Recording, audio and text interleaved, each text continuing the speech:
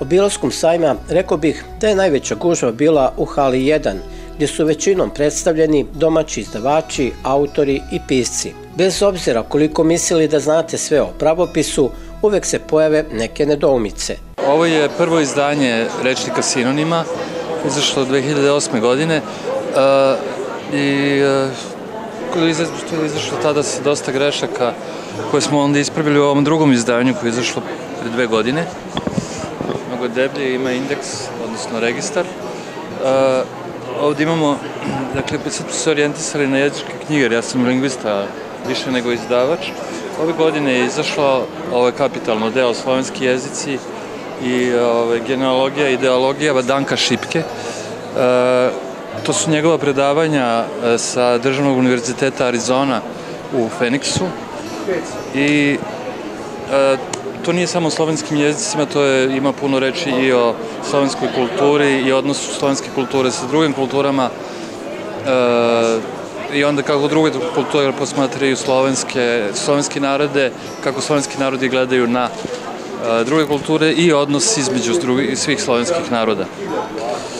Ovo je isto knjiga Danka Šipke, rečnik opscenih reči i izraza, koji je zapravo njegov doktorski rad iz psihologije, koji obuhvata jedan širok spektar, potpuno, pošto je Danko inače vrlo, kažem,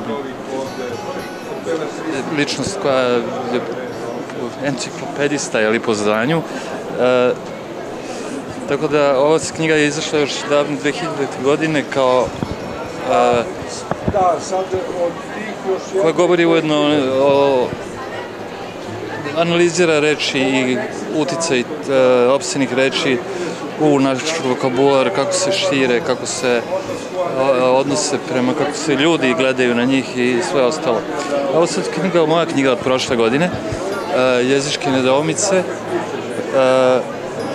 zablude i mitovi. Tu su prikazani sve mitovi i zablude vezani za naš jezik, pre svega na srpski, mi proučavamo sve ono što se danas zove srpskim, prehodskim, bosanskim, crnogorskim, jer ove zablude su najkarakterističnije baš za srpski i za Srbiju, odnosno za Srbiju svuda gde su naseljeni Srbi, mada su naravno rasprostranjeni u Hrvatskoj i svuda.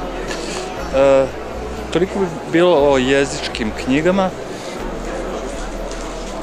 Da posjetim, prošle godine je izašlo Dignuto sidro, Rastislave Šejić, to je jako zanimljiv epistolarni roman. I opet moja knjiga koja nije to reizdanje, nego to je jedan eksperimentalni roman koji se menja iz izdanja, se zove Nova Leposava. Prva je Leposava izašla 2007. koja je doživjela ogroman uspeh i bila je u užem krugu za Ninovu nagradu. Prvi i jedini roman.